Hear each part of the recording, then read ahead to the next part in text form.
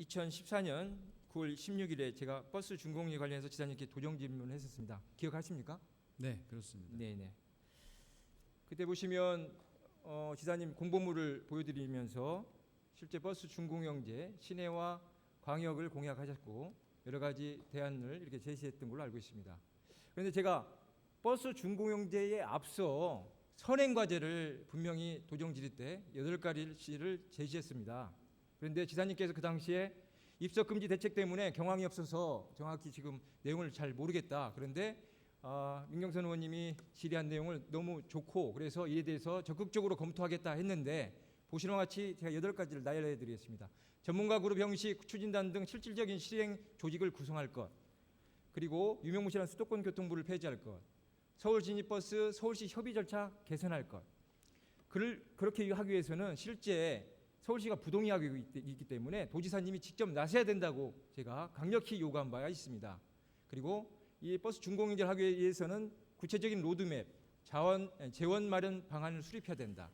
그리고 형평성 있는 제재, 그리고 버스 운행 준수율만 재고를 제대로 하면 실제 입성률을 낮출 수 있다라고 제시한 바도 있고, 또 특히 독점 기업인 KD운송그룹 등 일부 독점 체제를 개선할 필요가 있다라고 했고, 10번째는 재정 지원 및 버스 경영 및 서비스가 부실 평가되고 있는데 이에 대해서 재점검을 해서 정확한 평가가 될 수 있도록 해달라고 요구했습니다.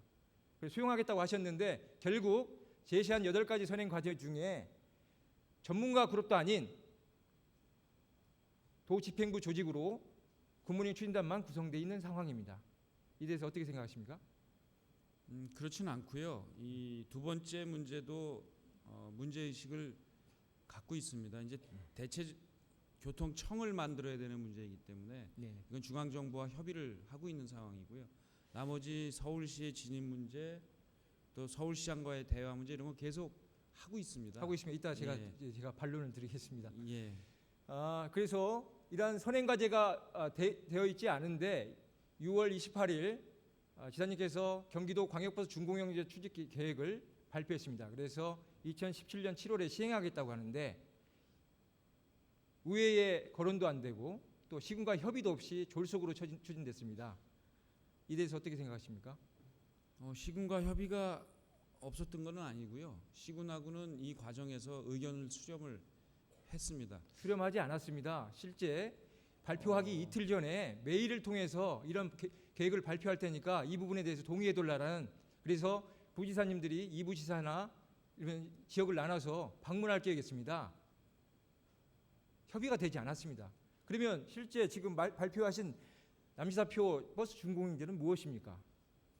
그야말로 우리 도민들이 아침에 안전하고 편안하게 출퇴근하실 수 있도록 특히 아침 대책에 집중이 돼 있어서요. 네. 거기에 포커스를 맞춰서 하고 있습니다. 구체적으로 그때 브리핑 했을 때 내용을 좀 말씀해 주시면 좋겠습니다. 버스 준공영제를 이야기하는데 버스 기사의 처우 개선 문제를 에 대한 예산이 반영되어 있으면서 2층 버스를 이야기하신다는 내용이 있었습니다. 그러니까 지금 광역버스 준공영제에 900억 원이 들어간지 829억 원이 들어간지 모르겠지만 그것은 2층 버스와 관계없는 거 아닙니까? 부가적인 것이 아니겠습니까? 아니죠. 일단 저희가 광역부터 시행을 하고요. 이제 이 시내버스는 좀 더 복잡하고 시장 군수에게 이 권한이 대부분 가 있기 때문에 이 부분은 이제 앞으로 확대를 해나가야 될 텐데 그거야말로 이제 시장 군수의 의견이 굉장히 중요합니다. 알겠습니다. 예. 그런데 지금 정확한 개념을 이해를 못하는 2층 버스는 광역버스입니다. 시내버스가 아닙니다. 그러니까 2층 버스부터 하겠다는 거죠. 예, 알겠습니다. 그러면 2층 버스 금액이 지금 버스 준공영제 관련해서 금액이 들어가 있습니까? 예산이? 준공영제 예산에요? 예. 들어가지 않았습니다. 그래서 말씀드려요. 이제 정확한 내용도 파악을 못하면서 도민한테 브리핑한 겁니다. 보십시오. 예. 추진 계획을 보시면 6월 28일에 기자회견에는 총 사업비가 900억 원 들어간다고 했는데 몇 주 후에 건교위의 업무 보고에는 총 사업비가 829억입니다. 71억 원이 줄었습니다. 그러면 829억도 재원 마련이나 기타 비용에 대해서 정확한 추계를 제출하지 않고 있는데 71억이 줄었다고 하면 6월 28일은 전혀 졸속으로 발표한 거 아니겠습니까? 어떻게 몇 주 만에 총 사업비가 변경될 수 있죠? 이걸 졸속으로 보실 수도 있겠습니다만 하여튼 이런 문제가 없도록 하겠습니다. 네, 알겠습니다. 제가 말씀드렸듯이 남지사표 버스 준공영제는 공공성 확보가 아닌 운전자 처우 개선의 전부입니다. 무늬만 버스 준공영제인 것이죠. 근데 이제 준공영제가 목표가 무엇이냐가 중요합니다. 네, 준공영제가 중요한 게 아니고요. 예, 준공영제를 통해서 무엇을 달성할 거냐의 정책적 목표가 중요한데요. 네, 정책적 목표는 제가 이해하고 있습니다. 그런데 다음에 반론을 제가 드리겠습니다. 네. 그에 대해서 해명을 해주십시오. 지금 경기도 버스 체계 개편 추진 방안 연구 용역위에서 버스 준공영제가 발표되고 있는데 실제 지금 2014년 기준을 통해서 용역을 발주한 것입니다. 그런데 광역버스 흑적자 구분을 해보면 지금 독점 기업인 KD운송그룹은 대박 나는 상황입니다. 이런 버스 준공영 추진을 하게 되면 그다음에 기타 업체도 마찬가지입니다. 버스 노선 부분은 어떻게 되냐면 지사님이 가업이시니까 잘 아실 거 아닙니까?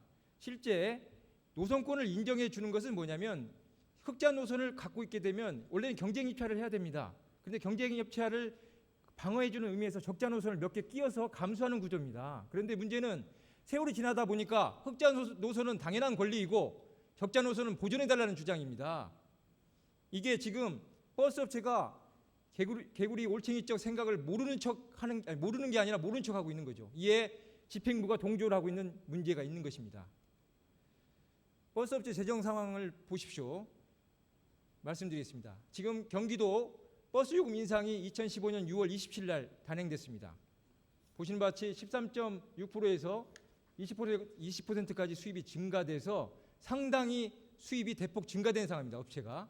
그리고 보시는 바와 같이 운송 수지의 인건비 다음으로 차지하는 비용이 유류대입니다. 유류대 경유 가격이 최근 4년간 1,718원에서 1,161원으로 리터당 557원이 인하됐습니다. 인하율은 32.42%입니다. 엄청난 금액이 다운된 것이죠. 결국 업체는 최근 10년 중 최대 호황입니다. 미소가 절로 나오고 있는 상황입니다. 이 사실 알고 계셨습니까? 구체적으로는 모릅니다. 예. 구체적으로 아셔주십시오. 예. 큰 정책을 수반하면서 실제 그에 대한 정확한 데이터를 보고 판단하고 정책을 실행해야 되는 게 아니겠습니까? 그런데 이 버스 요금의 용역이 있습니다. 이 용역을 근거로 버스 요금을 인상했는데 보시면 제가 눈이 잘 안 보이는데 한국종합경제연구원에서 수행한 경기도가 3천만 원을 줘서 수행한 연구용입니다. 이 근거로 요금 인상을 한 겁니다. 그런데 여러 가지 문제가 있지만 특히 경유 관련해서 전년 평균 대비 리터당 3.26% 인하될 것이다. 그리고 경유 가격은 휘발유 가격에 비해서 인하가 앞으로도 적을 것이라고 답변했습니다.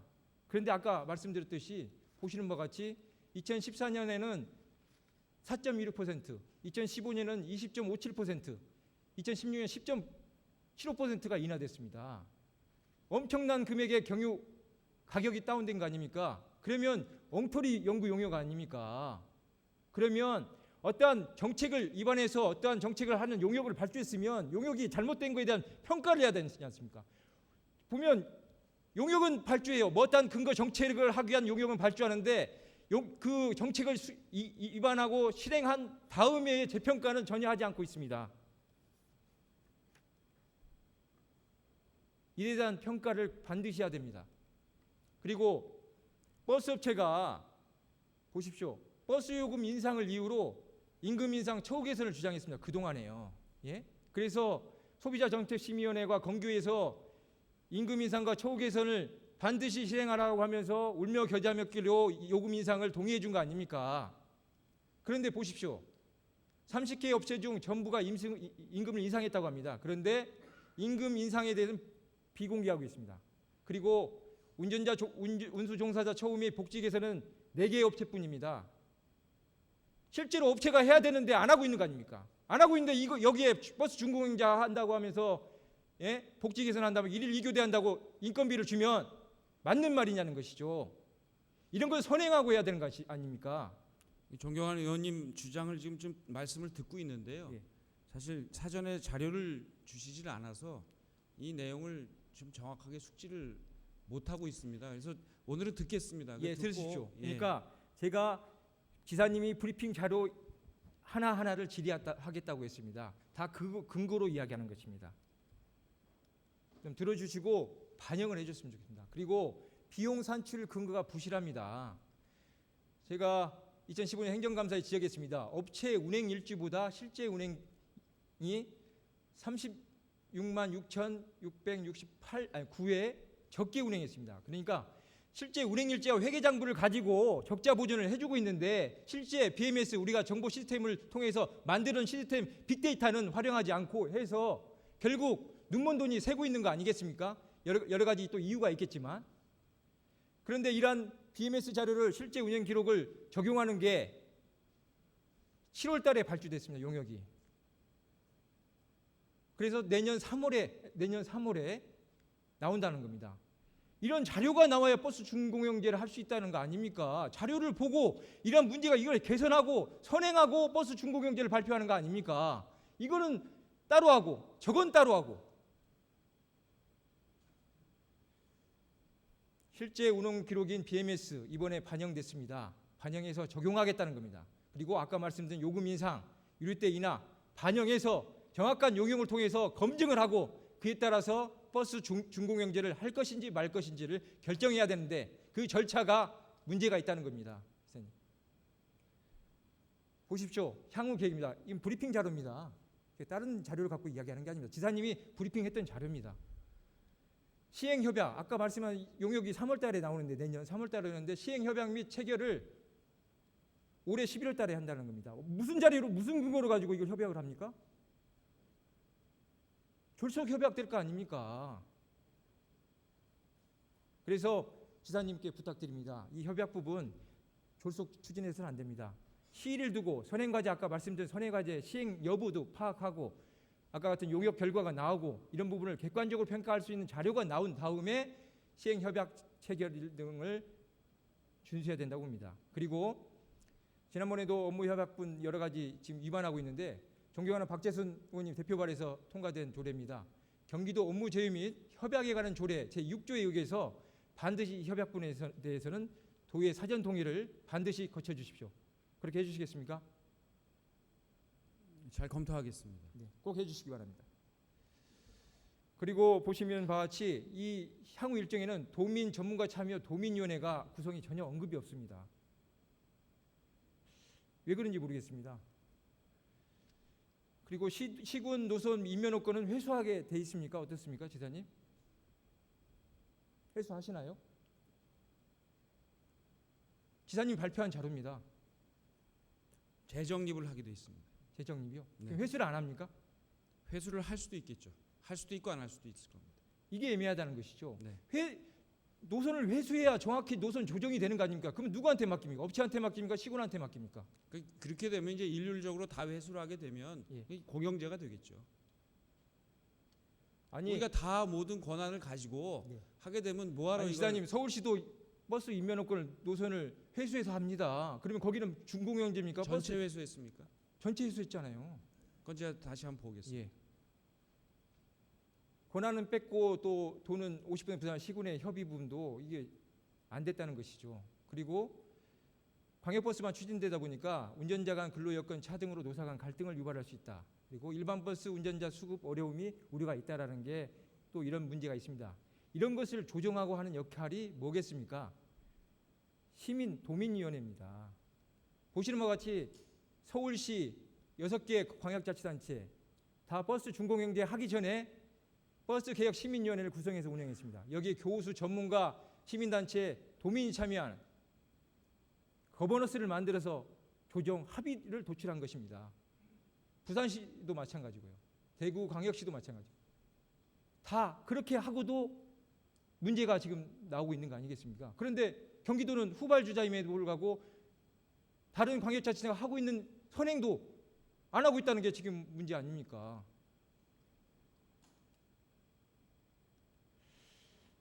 보십시오.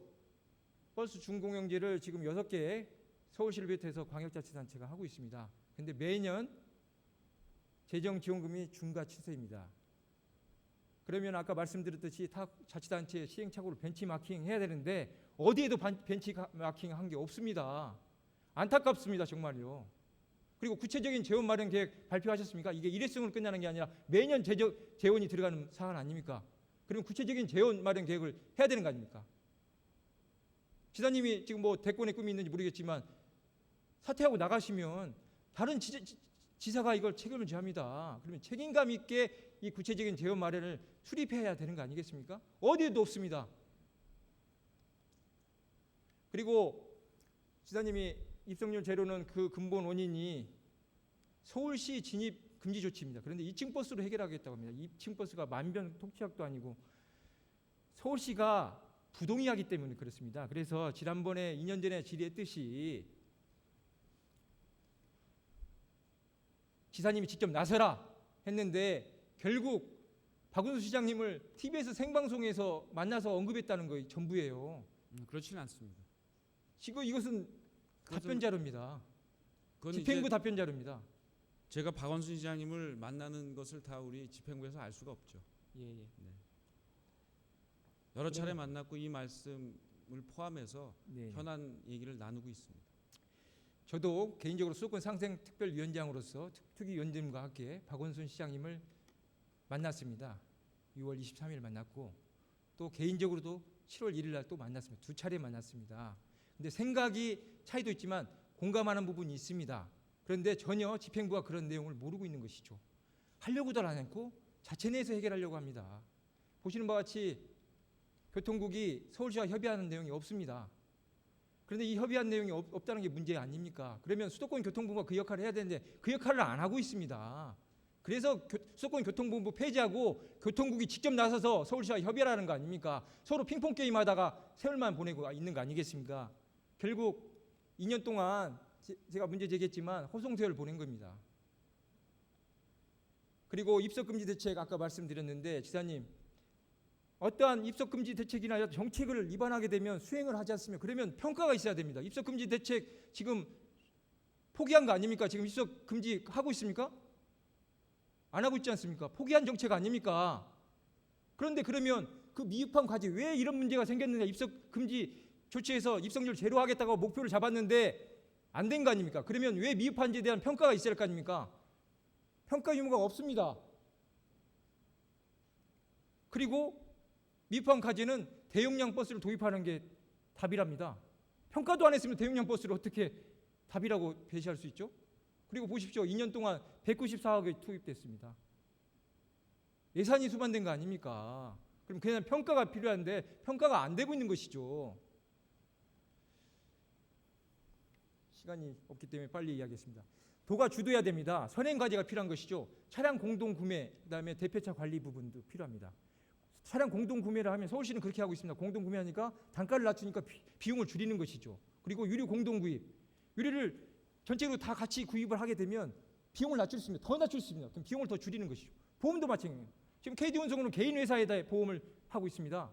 공제조합이 아니라 이런 부분을 공동 관리하게 되면 보험 부담률도 줄일 수 있는 것입니다. 그리고 광고 수입이 많다고 하면 이에 대해서 철저히 도가 관리하고 수입 부분을 정확히 관리해야 되는 것이죠. 그리고 운수업 특례 업종에서 이 운輸종사자들이 지금 제외되어 있는데 근로기준법 개정을 적극 촉구해야 됩니다.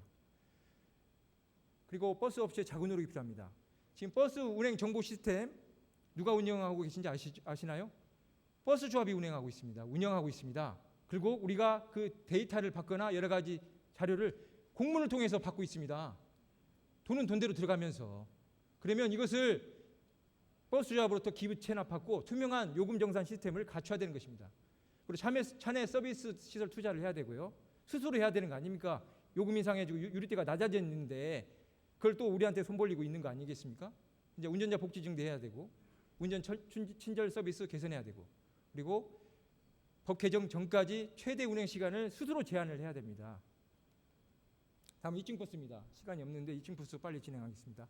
아까 말씀드렸듯이 버스 준공행 발표된 그 829억에 2층 버스가 들어가 있지 않습니다. 423대 운행하겠다고 하는데 총 1296원이 혈세가 들어갑니다. 아셨습니까? 네. 모르셨지 않습니까? 아까 말씀. 아니 1269억 들어간다는 걸 알고 있습니다. 예. 그런데 문제는 버스 입찰 1단계부터 2단계 입찰 문제가 심각합니다. 보시는 것 같이 1단계 사업을 버스 조합이 무슨 권한으로 2015년 3월 2일 입찰 공고를 냈습니다. 알고 계십니까? 모르고 계셨죠? 모릅니다. 기사님? 예. 그런데 입찰에 6개 업체가 참여했습니다. 그런데 듣도 못한 태영 모터스가 선정됐습니다. 3월 30일에. 근데 이건 도가 주도해서 공정한 조달 방식을 통해서 해야 되는 거 아니겠습니까? 근데 왜 버스 조합에 맡겼죠? 버스 조합이 돈을 내나요? 시군, 도, 업체가 돈을 대지 않습니까? 근데 2층 버스 계약하는 업체 보십시오. 태영 모터스입니다. 태영 운송그룹의 자회사입니다. 부산 경남 지역 대형 회사의 자회사입니다. 그리고 주 태영 모터스는 설립일이 2014년 계약하기 8개월 전에 7월 15일에 설립된 회사입니다. 실적도 없는 회사입니다. 페이퍼 컴퍼니 아닌가 모르겠습니다. 결국 버스 조합이 버스 자회사한테 계약을 했습니다. 고양이한테 생선을 맡긴 꼴입니다. 그러면 어떤 근거에 의해서 버스 조합이 했습니까? 제가 보기엔 이걸 근거로 한 것 같아요. 업무 협약을 체결했는데 제4조 사항 경기도 버스 운송 사업 조합은 김포운수 KD 위임을 받아 구매 계약을 대행하며라고 되어 있습니다. 그럼 이걸 근거로 했겠죠, 집행부가. 그런데 보십시오. 구매 계약은 구매 입찰 공고는 2015년 3월 2일 날 했습니다. 협약은 2015년 3월 22일입니다. 20일. 18일 전에 입찰 공고를 냈습니다. 권한도 없는 버스 조합 입찰 공고를 냈습니다. 기사님, 이 부분에 대해서는 성역 없는 조사를 해 주십시오. 약속해 주시겠습니까? 네, 문제점 파악해 보겠습니다. 아니, 문제점 파악이 아니라 실제 문제가 있습니다. 제가 이런 문제가 있습니다. 경기조합 이사장이 전국버스연합회장에 3월 3일 당선됐습니다. 그런데 공교롭게도 입찰 공고일이 3월 2일이고 당선일이 3월 3일, 협약이 3월 20, 1단계 사업체결이 3월 30일입니다. 미묘한 시기에 선거 영향을 미칠 수 있는 업체가 결정된 겁니다. 석연치 않습니다. 그리고 2단계입니다. 2단계는 1단계는 6개 업체가 참여했는데 2단계는 주 태영 모터스 7개 업체만 단독으로 입찰에 참여했고 유찰됐습니다. 3일 만에 재입찰 공고했고 7일 만에 제안서 마감 수의계약했습니다. 그래서 수의계약의 근거를 제시하라고 했더니 버스 조합 예산 및 회계 처리 규정에 의거해서 했다는 겁니다. 52조에 의해서. 그래서 그 회계 처리 규정 전체를 돌라고 했더니 답변이 업무 특성상 이유로 거부했습니다. 아니, 도 예산과 시 예산이 들어간 사안인데 이거 업무 거부할 수 있습니까? 교통국장님 옆에 계시는데요. 오늘 중으로 메일로 받아주십시오. 아니, 답변은 거기서 해주십시오. 예. 네. 그리고 2층 버스가 졸속으로 추진되고 있습니다. 여러 가지 문제. 존경하는 이재준 의원님도 질의한 바 있고 언급한 바가 있는데 다른 관점에서 보겠습니다. 2층 버스를요, 도 입장에서 하고 있습니다. 버스 승객의 입장에서 해야 되는 거 아니겠습니까, 지사님? 네? 그런데 버스 승객 입장에서는 정시성, 앉아서 가는 거, 그리고 빨리 도착하는 거, 안전성입니다. 차내 안전성, 그다음에 운전간의 안전성이 있어야 되는데 실제 문제는 동일 노선, 그러니까 2층 버스하고 동일 노선을 다니는 기존 버스와 2층 버스 운행 시간을 제가 비교 분석을 했습니다. 그랬더니 2층 버스가 기존 버스보다 평균 11분 늦습니다. 경우에 따라서는 20분, 40분 늦는 경우도 있습니다. 그건 뭐 차지하더라도요. 그러면 결국 기존 버스보다 10여 분 늦게 도착했기 때문에 도민 입장에서는 10분 먼저 일어나야 됩니다. 그러면 이 정시성, 빨리 도착하는 문제는 심각한 문제가 있는 겁니다. 그러면 결국 광역버스의 20%를 2층 버스를 도입한다고 하면 결국 도민은 빨리 가기 위해서 늦게 가는, 언제 도착할지 모르는 서울에 도착을 해야 되는데 언제 도착할지 못 하는데 2층 버스를 외면하게 돼 있습니다. 그러면 입성률 제로가 아니라 기존 버스 입성률을 배가시키는 우려가 있는 겁니다. 이에 대해서 충분히 검토해 주시고 문제점이 심각합니다. 그렇다면 이와 관련해서 2층 버스가 왜 늦게 가느냐? 그러면 속도를 제한해서 그런 것이냐? 아니면 엔진이 함량 미달이냐? 교통부장님 계시는데 이 속도 관련해서 성적서 제출해 주세요. 성적서. 보십시오. 동일 노선 운행하는 것 기존 버스와 비교를 했는데 예를 들면 출발은 2층 버스보다 늦게 출발했는데 종점은 먼저 도착합니다. 예? 그러니까 2층 버스는 기존 버스의 연계의 노선이 아니에요. 별동대인 겁니다. 이런 것을 지금 막 추진하겠다고 하니 속이 터지죠.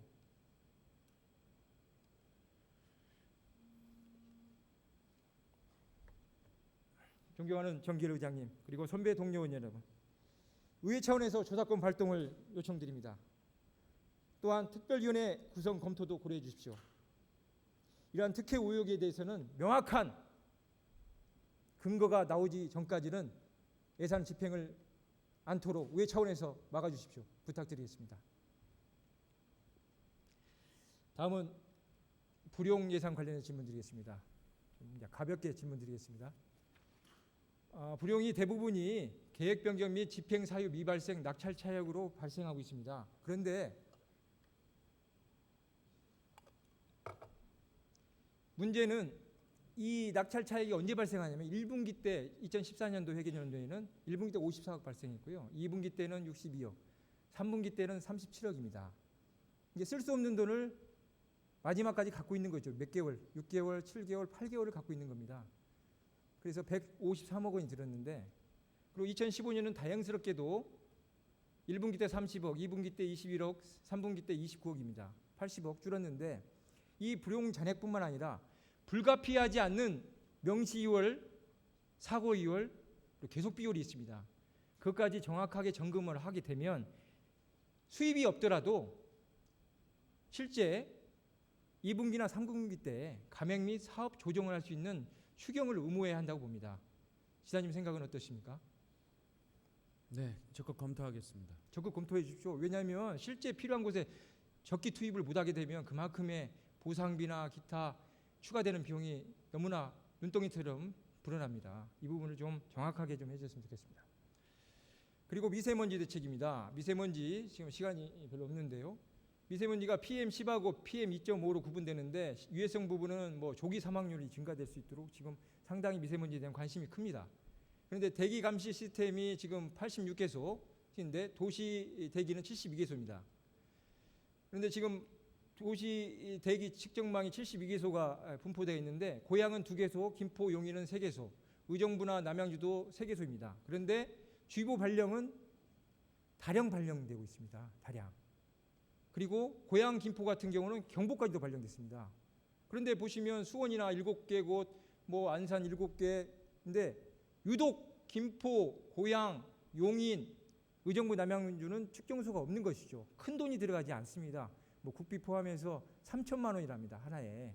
그러면 어떠한 미세먼지에 대한 원인이나 이런 것을 정확히 파악을 해야 대책을 수립할 거 아닙니까? 근데 대책은 나오는데 미세먼지 측정하는 것은 없다는 것이죠. 그러니까 이해가 안 됩니다. 여러 가지 이런 원인을 분석할 수 있는 측정소 부분은 빨리 투입을 해서 해결해 주셨으면 좋겠습니다. 그리고 저상버스 문제 시간이 없는데요. 저상버스 문제 지사님 이 저상버스 부분은 약속을 하셨는데 도입을 백대하겠다는 겁니까? 증차를 백대하겠다는 것입니까? 증차를 지금 저희가 100대로 끝나는 게 아니고요. 네. 잠시만요. 164대 네. 도입하고 18년 상반기까지 네. 350대 도입하도록 이렇게. 그러니까 지금 전문가들도 우려하는 게 뭐냐면 마무리할 수 있도록 도와주십시오, 의장님. 네, 1분만. 죄송합니다, 1분만. 네. 뭐냐면 도입하면 전체 수량은 늘어나지 않습니다. 보시는 것 같이 지금 1367대를 도입했는데 실제 지금 지사님 임기 때 199대 100대씩 도입한다고 했는데 지금 약속을 못 지키고 있습니다. 그런데 문제는 뭐냐면 저상버스가 이제 9년이 지나다 보니까 대폐차를 하고 있습니다. 근데 대폐차 저상버스가 일반 버스로 전환하고 있습니다. 저상버스가 저상버스로 전환해야 하는데 지금 비구입률이 81.7%입니다. 재구입률은 18.3%입니다. 결국 그러면 도입을 100대 하면 대폐차가 100대 되고 있는 겁니다. 그러면 수치상으로는 늘어난 게 없습니다. 그러면 이 대폐차까지를 합쳐서 결국 최대한 증차하는 목표를 잡고 해야 되는데 그게 안 되고 있는 것입니다. 이에 대해서 답변해 주시고 그렇게 대책을 좀 수립했으면 좋겠습니다. 네, 잘 검토하겠습니다. 그리고 버스 준공영제 관련해서 추진은 이러한 선행 과제를 반드시 이행하고 해주셨으면 좋겠습니다. 지사님 부탁드리겠습니다. 그래서 검토해 보겠습니다만 또 시급하게 지금 고통받고 계신 우리 시민들도 계시기 때문에 시급하지 않습니다. 시급한 것은 운행 준수를 높이고 이러한 BMS를 정확하게 네, 오늘 의원님의 주장 또 근거도 잘 들었습니다만 도지사와 집행부는 이러한 주장을 또 바탕으로 해서 잘 검토를 해보겠습니다만 지금 많은 시민들이 출퇴근 시에 고통을 받고 있기 때문에 그 문제는 도지사로서 그냥 시간만 가면서 바라볼 수는 없다. 같이 하면서 보완해 나가는 방향도 충분히 가능할 것이라고 생각을 합니다.